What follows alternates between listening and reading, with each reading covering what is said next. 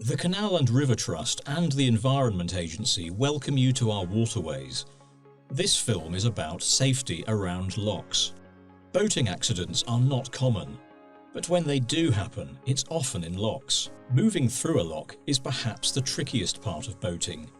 There's a lot to think about at once, and a whole series of tasks to carry out. Almost all locks work on the same basic principle. With the lock gates closed, the sluices or paddles are opened to let the water in or out. When the water level under your boat is the same as the level you're moving to, the gates can be opened and you can move in or out of the lock. You operate most canal locks yourself with the windlass key. Ensure that you use the tapered eye of the windlass on a tapered spindle, never the square eye.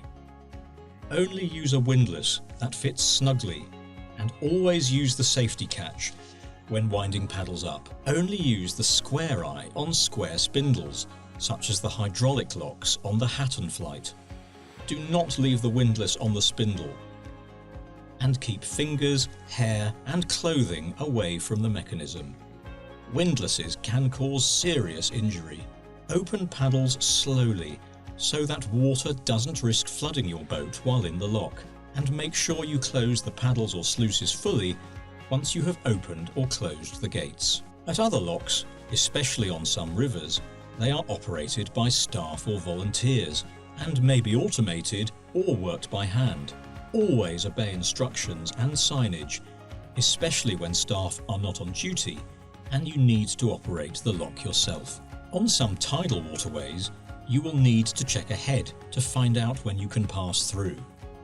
On others, you may be able to book your passage ahead of time. You'll need a key to operate locks on the River Nene, Great Ouse and the Ancombe because the vertical gates have security locks.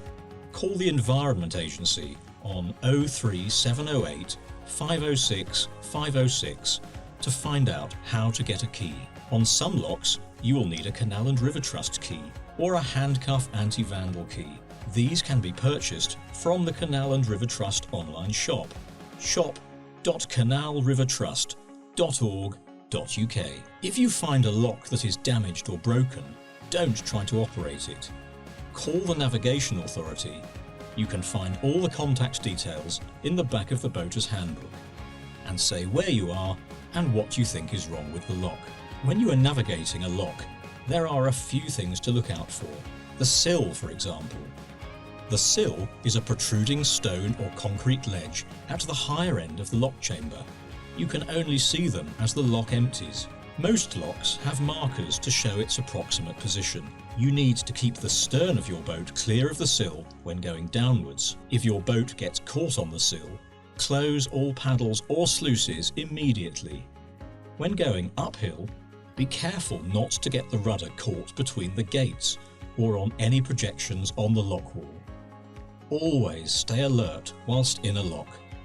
In locks on Environment Agency waterways, you must switch off your engine. You need to control the boat with bow and stern ropes looped around the bollards. Never tie them, but adjust them carefully as the water level changes. A centerline rope is not enough. On Canal and River Trust waterways, your engine can still be on, but you should raise your side fenders when going through locks, particularly narrow ones. If you keep your engine on, always have a steerer at the helm. If there is a bridge, use it when crossing the lock. If not, take care using the walking board attached to the gates. Don't jump across part-opened gates. Watch out for slippery surfaces when you're pushing the gates open, and keep an eye out for unprotected drops around the lock side. Work out some clear signals so that the crew and skipper can communicate quickly. A signal that means close all the paddles can be very useful. If you get into difficulties or are having problems, stop, close the paddles or sluices and ring for help. On Anglian waterways, you'll find that many locks have guillotine gates. These have steel or wooden pointing gates at one end and vertical guillotine gates at the other end. Some locks on Anglian waterways are reversed during times of flood. The pointing gates are chained open and the guillotine gate is used as a sluice.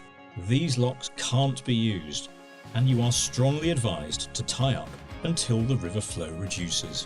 When you visit Anglian Waterways, register for River Advice for Boaters.